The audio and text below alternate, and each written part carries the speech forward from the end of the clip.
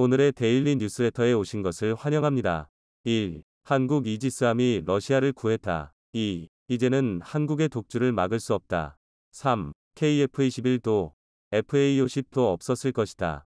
한번 진실을 알아봅시다. 러시아가 한국이 우크라이나에 군사적 지원을 하면 분쟁에 개입하는 것으로 간주하고 경고한 후 백악관이 한국을 지원하기로 결정했습니다. 존 커비 미 백악관 전략소통조정관은 한국과 조약 동맹을 매우 진지하게 여기며 이미 우크라이나에 대한 인도적 지원을 제공한 것에 감사한다 고 말했습니다. 미 상원 군사위원회 청문회에서는 폴 러케머라 주한미군 사령관이 한미연합훈련에 실제 사격훈련을 다시 도입해야 한다. 훈련 예산이 부족하다 고 밝히며 한국 방위비 증액을 요청했습니다. 이런 상황에서도 기업 활동은 이어지고 있지만 갑작스러운 우크라이나 전쟁으로 인해 세계는 혼란스러운 상황에 놓여 있습니다. 다시 신냉전 시대가 도래하고 만 것인데요. 러시아가 이 정도로 급발진을 한 이유는 그만큼 한국에서 넘어오는 포탄의 성능과 물량이 부담스럽기 때문입니다. 그런데 급속도로 냉각되던 한국과 러시아의 관계에 예상치 못한 사건이 발생했습니다. 지난 21일 새벽 울산시 울주군 앞 28해리, 약 51km 떨어진 바다 위에서 러시아 어선에 갑자기 화재가 발생했습니다. 이 어선은 769톤급 러시아 국적 선박으로 전날 오후 부산항에서 출항해 어페류 100T가량을 싣고 러시아로 돌아가던 중 화재가 난 것이었습니다. 러시아 어선에 화재가 발생했다는 신고가 접수되자 대한민국의 해군과 공군은 즉시 주요 자산을 대거 투입해 구조에 나섰습니다. 이날 우리 해군과 해경의 적극적인 구조작업 덕분에 사고 발생 약 1시간 40분 만에 선박 전체 선원 25명 가운데 21명을 구조할 수 있었습니다. 우리 군은 실종된 선원들을 구조하고자 P3 해상 초계기와 고속정 한 척을 재차 투입해 추가 수색을 펼쳤는데요. 군은 사고 접수 즉시 사고 해역 인근에 있던 이지스 구축함과 부산에 대기 중이던 고속정 한 척을 즉각 현장으로 출동시켰고 공군 수송기 1대도 해당 수역 상공으로 날아가 조명탄 42발을 투하하며 수색 구조 활동을 지원했습니다. 우크라이나에 대한 군사 지원 가능성을 둘러싸고 한러 관계가 급속 냉각된 것과는 별개로 한국은 인도적인 긴급 사안에 대해서는 망설이지 않고 인명을 구조한 것입니다. 이 뉴스는 곧바로 러시아군에 의해 공식적으로 발표되었습니다. 러시아 어선이 침몰 직전에 한국이 해군과 공군까지 투입하여 21명이나 구조했다는 소식이 알려지자 러시아인들 역시 크게 감동받은 분위기입니다. 최근 긴장감이 돌긴 했지만 사실 러시아에서 한국은 오랫동안 위리 있는 국가로 통해왔습니다. 그리고 이 같은 이미지를 만드는 데 중요한 역할을 한 곳은 바로 삼성과 같은 기업들이었습니다. 1998년 8월 17일 당시 러시아 정부는 모든 외채 지불을 90일간 유예한다며 모라토리엄을 선언했습니다. 시장경제로의 체제전환 이후 호황을 누리던 러시아 경제가 하루아침에 거품이 꺼졌기 때문입니다. 러시아가 모라토리엄을 선언하자 그때까지 투자를 확대하던 외국 기업들은 혼비백산, 앞다퉈 달아나거나 사업 규모를 축소하기에 바빴습니다. 하지만 당시 끝까지 러시아에 남은 업체가 바로 한국의 삼성전자와 LG전자였습니다. 다행히 러시아 경제는 2000년부터 고유가 덕분에 살아나기 시작했습니다. 그러자 떠났던 일본과 유럽의 전자업체들이 슬그머니 되돌아왔습니다. 하지만 러시아 국민들은 알고 있었습니다. 위기 상황에서도 한국 가전업체들이 러시아를 믿고 끝까지 자리를 지키며 함께했다는 사실을 말입니다. 이 때문에 삼성, LG전자 등 한국의 가전 브랜드는 사실상 러시아 국민 브랜드와 같은 대접을 받았습니다. 한국과 러시아의 끈끈한 위리를 보여주는 대표적인 사례는 세계 최정상급의 러시아 클래식 발레를 대표하는 볼쇼이 극장 후원의 역사입니다. 볼쇼이 극장은 러시아 예술의 심장이라고 불리며 세계 최고의 아티스트들이 공연하는 곳으로 유명합니다. 하지만 러시아는 구소련 붕괴 이후 큰 경제 위기를 겪었고 1998년 모라토리엄을 선언하는 등 경제 상황이 최악이었습니다. 결국 볼쇼이 극장도 1991년 소련 붕괴 이후 정부 재정 지원이 끊기면서 몰락 위기에 처했습니다. 당시 러시아에 있던 서구 기업들은 자국으로 철수하기 바빴고 볼쇼이 극장은 후원사를 다급하게 찾아야 했습니다. 이때 손을 내민 곳이 바로 삼성전자였습니다.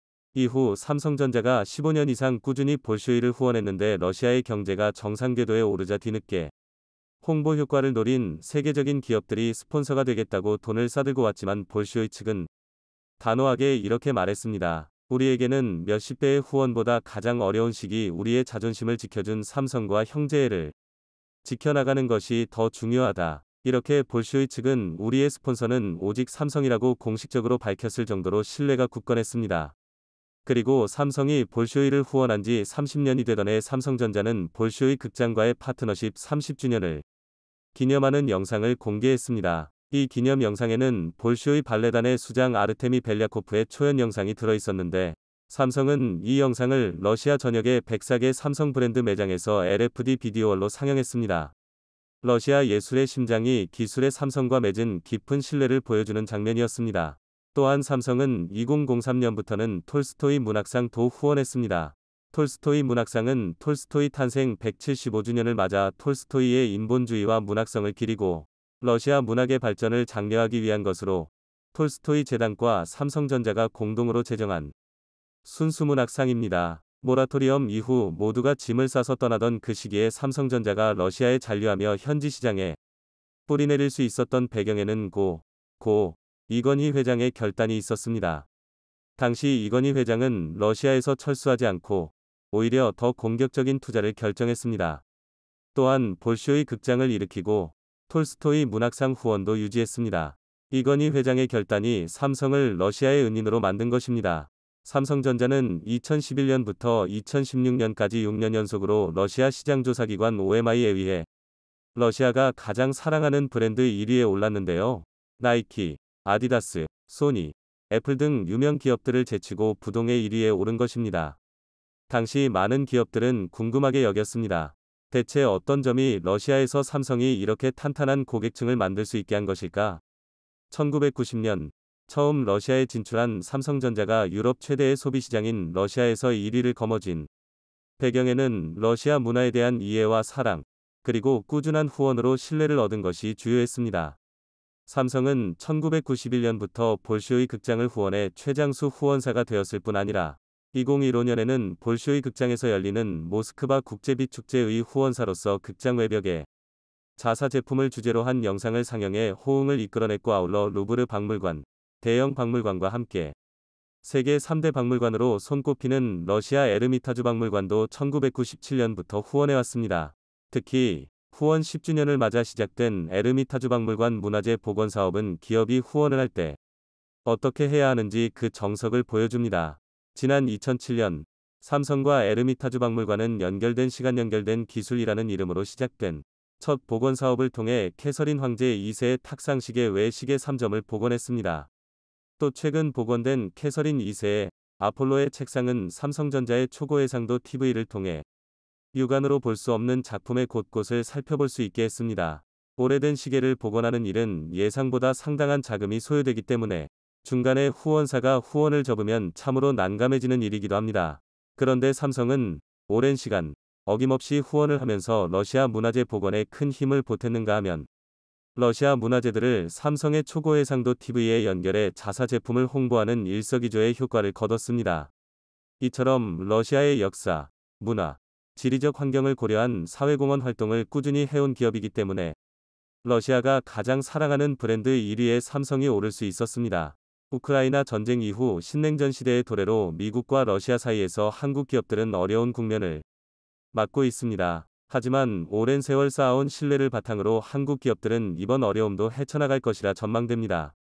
오직 대한민국이라서 가능한 일이 벌어졌습니다. 서로 다른 두 나라가 만약 같은 무기 체계를 공유하더라도 그건 말 그대로 남의 일인데요. 군사적으로 긴밀한 협력 관계가 아니라면 자신의 전력을 노출할 이유가 없기 때문입니다. 지금까지 이건 당연한 상식이었는데요. 그런데 대한민국이 이 상식의 틀을 깨부수고 있습니다. 바로 K9 자주포 사용자 클럽인데요. 이름만 들었을 땐 가벼운 소모임처럼 보이지만 K9 클럽은 현재 전 세계 방산 시장에 지각 변동을 일으키고 있습니다. 오죽하면 최근 장고 끝에 K2 흑표 대신 레오파르트 2를 선택하면서 막수를 내린 노르웨이마저 대한민국의 바짓가랑이를 붙잡고 K9 클럽에 참여할 정도인데요. 그래서 준비했습니다. 오늘은 전 세계에서 유일무이한 단일 자주포 컨소시엄 K9 자주포 사용자 클럽에 대해 알려드리겠습니다. 앞으로 수십 년, 어쩌면 수백 년이 지나도 전장에서 포성은 사라지지 않을 것입니다. 자주포는 드론과 결합한 초정밀 포격으로 포격 전술의 새로운 패러다임을 제시했습니다. 그렇다 보니 일반적으로 국가 안보에 직결되는 자국의 자주포 운용 노하우나 기술은 최대한 숨기는 게 삼식이 되었습니다. 그도 그럴 게 포병 전력 노출이라는 건 결국 지상전의 뿌리가 되는 가장 기본적인 전력을 공개하는 것과 다를 게 없는 말인데요. 통상 군사정보는 타국은 물론이고 자국 내에서도 최대한 모호하게 다뤄지는 게 일반적입니다. 그러나 이것도 K9 자주포 앞에서는 의미가 없어집니다. 글로벌 자주포 시장 점유율 70%라는 경이적인 수치 덕분에 오히려 기술과 전력을 숨긴다는 게 무색해져 버린 건데요. 다리 하나만 건너면 죄다 K9 운용국이니 이제 와서 굳이 운용 노하우 등을 숨겨봐야 주변국들 눈치만 보게 되는 상황이 온 것입니다. 북한, 중국, 러시아라는 삼중벽에 둘러싸인 대한민국의 무기체계가 머나먼 유럽의 끝까지 퍼져 있다는 건 그 자체만으로도 방산시장의 신화나 다름없는데요. 그리고 이 덕분에 K9 자주포는 세계 방산시장에 다시 찾아볼 수 없을 새로운 트렌드를 만들고 있습니다. 바로 K9 자주포를 운용하는 나라들의 모임, 일명 K9 사용자 클럽입니다. 이 국제회의 목적은 문자 그대로 K9 자주포 운용국들이 한데 모여 서로의 노하우와 기술을 나누는 정보 교류의 장인데요. 운용국들은 지연과 사용 환경에 따른 운용 및 유지 보수 노하우, 교육에 대한 경험과 지식 등을 공유합니다. 회의 주제가 현존하는 최강의 자주포라는 것만 빼면 흔한 자동차 동호회랑 다를 게 없어 보이는데요. 하지만 이로 인한 효과는 도저히 무시할 수 없는 수준입니다. K9 클럽은 지난 2022년 4월 대한민국에서 최초 개최된 것을 시작으로 올해는 노르웨이가 먼저 나서서 회의를 개최했는데요. 게다가 생산국인 대한민국, 개최국인 노르웨이를 포함해 핀란드, 에스토니아, 폴란드, 호주 등 주요 운용국 6개국이 참석했습니다. 뿐만 아니라 민간 영역에서는 노르웨이 최대 규모 방산업체인 콩스버그와 호주 CBG 시스템즈가 참여하면서 K9 관련 기술 개발과 허법에 대한 심도 있는 논의가 이루어졌는데요. 일각에서는 이를 두고 대한민국의 유럽 침공이라 말하고 있습니다. 물론 K9이 그만큼 넓은 지역에 퍼져 있다는 우스갯소리긴 하지만 실제로도 다수의 군사 전문가들은 K9 클럽의 영향력을 상당히 주의 깊게 보고 있습니다. 그도 그럴 게 K9 클럽은 그 자체만으로도 단단한 군사적 동맹입니다. 전 세계 어떤 무기 체계도 이처럼 발전적인 성향의 컨소시움을 결성하지 못한 것은 물론 기껏해야 연합훈련 등을 통해 제한된 정보를 공유하는 게 고작이었습니다. 반면 K9 클럽은 분명 유럽의 일부이지만 나토 소속이 아닌 나라들이 주축이 되고 있는데요. 이번 2023 K9 클럽에서도 나토 가입국은 노르웨이와 폴란드뿐입니다. 그렇기 때문에 K9 클럽은 북유럽 국가들의 군사 구심점이 되고 있습니다. 정치적인 대명제가 아니라 K9의 체계를 공유하며 군사적 관계성을 다져가고 있는 건데요. 여기에 나토에서 지정한 최대 동맹국인 대한민국과 호주가 전폭적인 지원을 펼치는 모양새입니다. 유럽에서 비교적 영향력이 약한 나라들은 단지 이것만으로도 K9 클럽에 가입하고 싶어 할 텐데요. EU와 나토를 이어 유럽 내부에서 강력한 국제동맹으로 발전할 가능성이 충분한 것입니다. 이름은 K9 클럽이지만 인도, 튀르키예, 이집트 등이 포함되지 않은 것도 유럽 내의 국제동맹을 준비 중이라는 강력한 증거인데요. 물론 국제동맹 수준이 되지는 못하더라 해도 대한민국에 손해볼 일은 아무것도 없습니다. 오히려 K9 수출 대상국이 늘어날 뿐인데요. K9 클럽을 통해 공유된 운용 정보와 노하우, 천차만별 기상 환경에서의 훈련 경험들은 그 자체만으로 돈 주고도 살 수 없을 정도로 고급 정보들입니다. 이는 K9의 개량, 수출형 현지화 등에 막대한 영향을 미치는데요. 당장 K9 자주포가 세계 자주포 시장을 점령할 수 있었던 이유도 적극적인 현지화와 기술 이전이 컸습니다. 일례로 K9을 도입하기 전 폴란드의 주력이었던 AHS 크라프는 영국 AS90 포탑을 K9 차체에 올린 자주포인데요.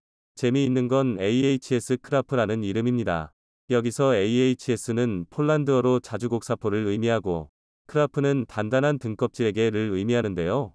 이는 이름 그대로 K9 차체를 선택하면서 든든한 지지 기반을 확보할 수 있었기 때문입니다.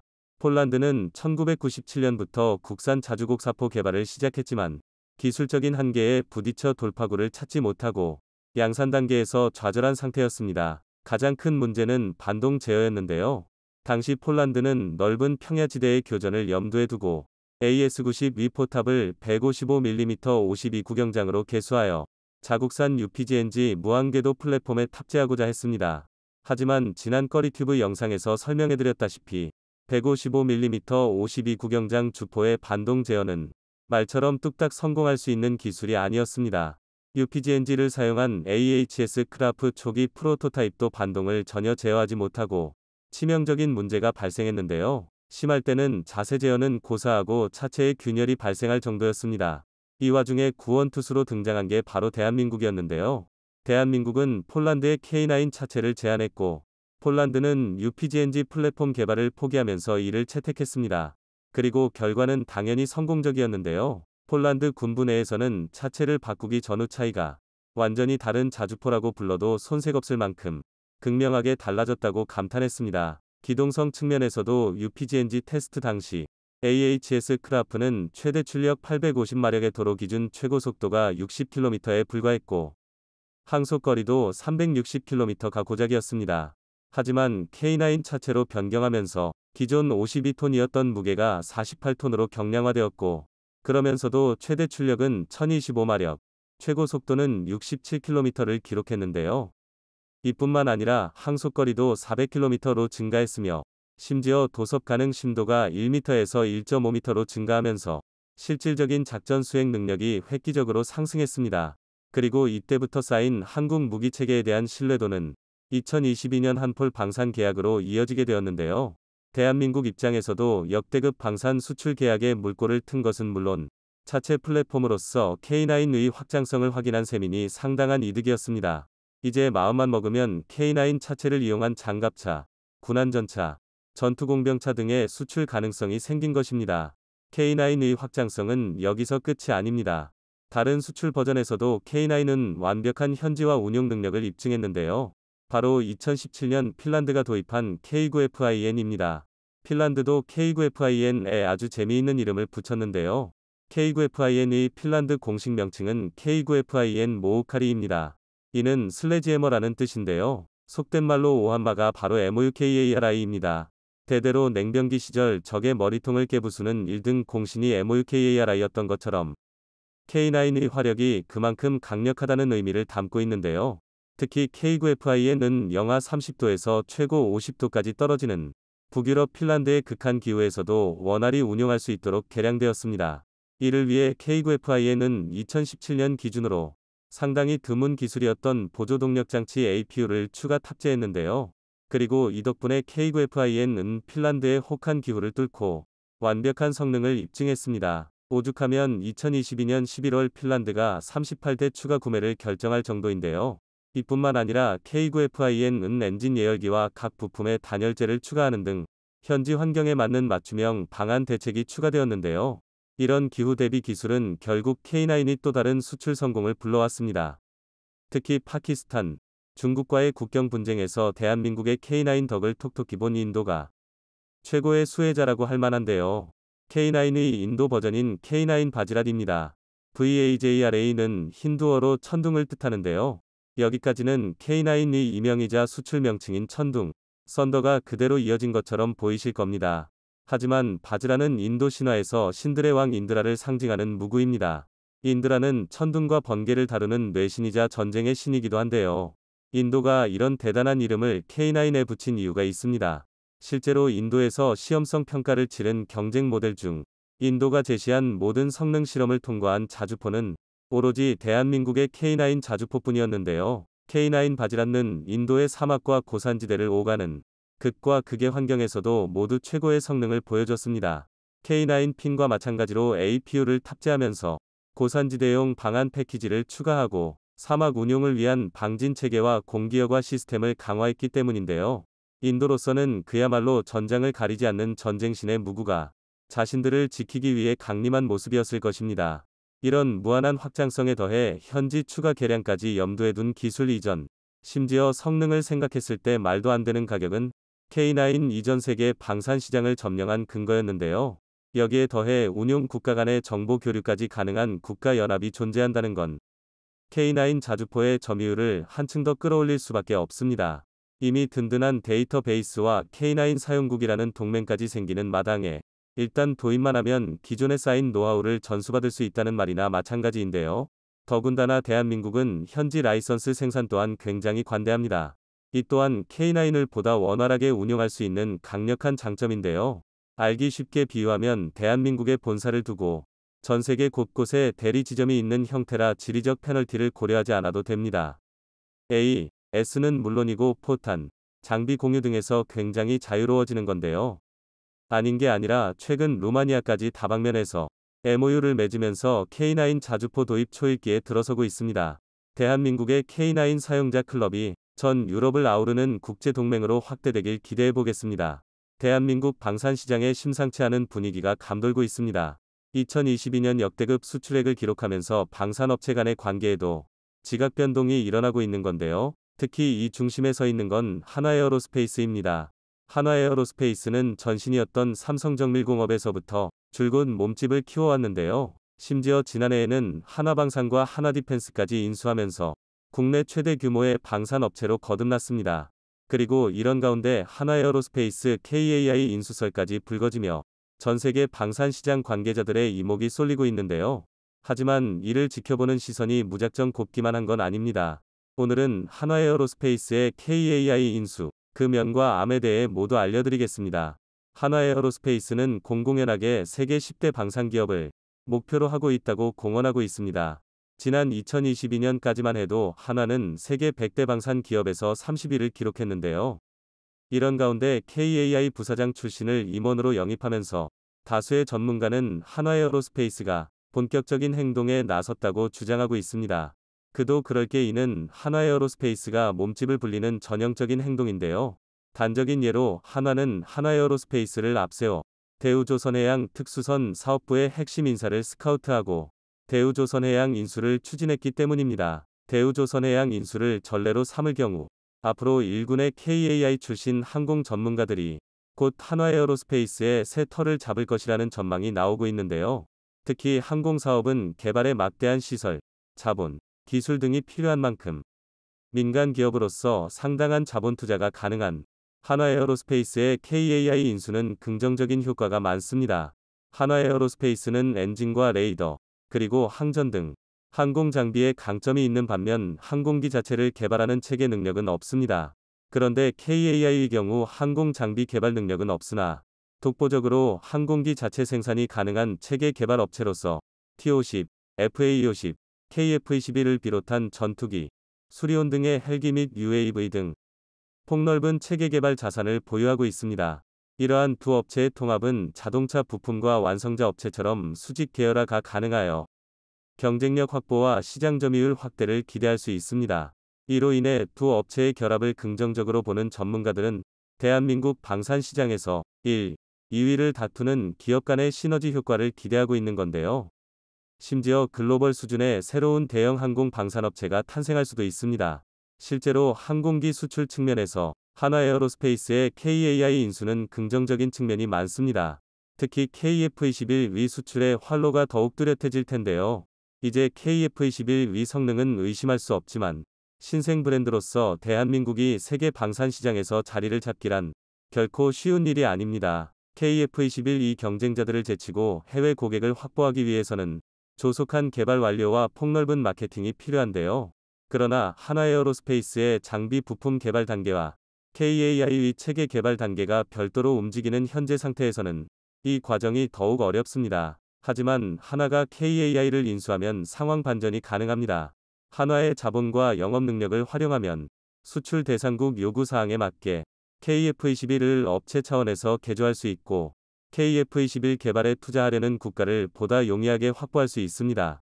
따라서 한화 KAI 통합체는 세계 최고의 방위 산업체라는 미국의 록히드 마틴과 같이 여타 방산업체를 압도하는 거대 업체로의 발전으로 이어질 가능성이 충분합니다. 뿐만 아니라 이러한 통합이 현실화된다면 대한민국의 항공우주 산업 자체에 거대한 지각 변동이 발생하게 될 텐데요.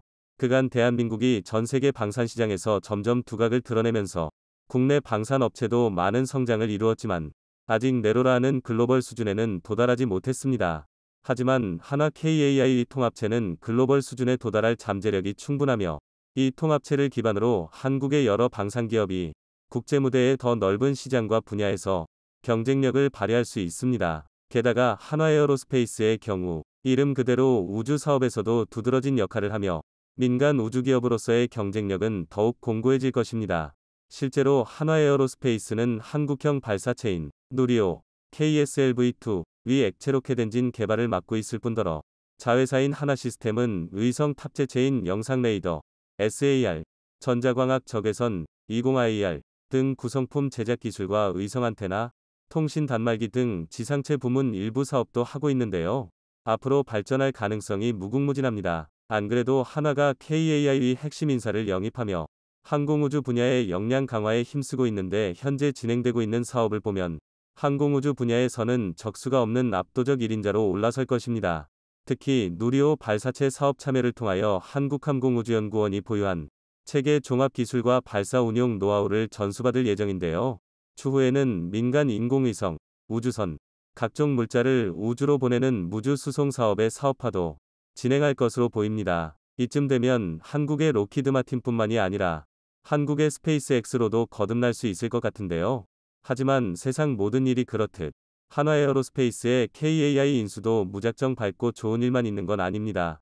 업계 관계자들은 최근 전 세계 방산 시장에서 한국 무기 체계가 주목받고 있는 만큼 마중물 역할을 할 글로벌 방산 기업이 필요하다고 주장하지만 결과론적으로 봤을 때 한화에어로스페이스와 KAI의 결정에 모든 게 달려 있는데요. 특히 KAI는 민간에 팔리면 대한민국 안보가 흔들릴 것이다 라고 말할 정도로 격렬하게 매각설을 부정하고 있습니다. KAI는 공기업의 성격이 강한 데다 결정적으로 임직원의 반대가 극심하기 때문인데요. 가장 큰 이유는 FA50입니다. 더 정확히 말하면 FA50 자체보다는 그 속에 담긴 인내심인데요. FA50은 2002년 개발 당시 경쟁 기종 중 최고 수준의 성능을 자랑했지만 아이러니하게도 지나치게 뛰어난 성능이 발목을 잡았습니다. 훈련기로 쓰기에는 오버스펙이었고 그렇기에 가격도 비싸서 수출 실적도 좋지 못했는데요. 그러나 20여 년의 세월이 지나면서 모두 아시다시피 FA50은 전 세계 방산 시장을 홀렸습니다. 훈련기의 요구 성능이 올라가면서 T-52 수요가 폭발했고 경공격기에서도 FA50 수준의 성능이 필요해졌습니다. 실제로 폴란드 또한 30억 달러, 한화 4조 1,700억 원이 넘는 규모의 FA50을 도입하기로 계약했는데요. 천덕꾸러기 신세였던 FA50이 마침내 KAI를 책임지는 효자로 거듭난 것입니다. 하지만 현재 KAI의 입장은 민간 기업이 과연 이 오랜 시간을 기다릴 수 있겠냐는 것입니다. 아무리 방산 기업이라 하더라도 소위 말해 수익성이 낮은 상품을 유지하는 건 쉽지 않습니다. 실제로 현재 한화에어로스페이스의 주력 무기 체계는 K9 자주포, KOA1, K21 보병전투장갑차 등 수익성이 높은 제품이 대부분입니다. 반면 KAI는 KT1부터가 대한민국 국가 차원의 도전이 아니었으면 시도하지 못했을 사업이었습니다. 이러니 민간 분야로 인수되는 데에 거부감이 들 수밖에 없는데요.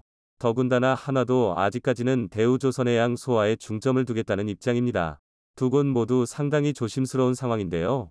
스톡홀름 국제평화문제연구소 SIPRI에 따르면 2021년 기준 한화에어로스페이스의 방산 판매 순위는 전 세계 기업 중 50위에 그칩니다. KAI는 더 낮은 65위인데요. 대한민국의 전 세계 방산 시장 점유율이 8위에 달한다는 걸 생각하면 상당히 낮은 수치입니다. 하지만 한화에어로스페이스와 KAI가 힘을 합치면 그 가치는 세계 시장 기준 33위까지 치솟습니다. 분명한 효과가 있다는 방증인데요. 과연 여러분의 생각은 어떠신가요?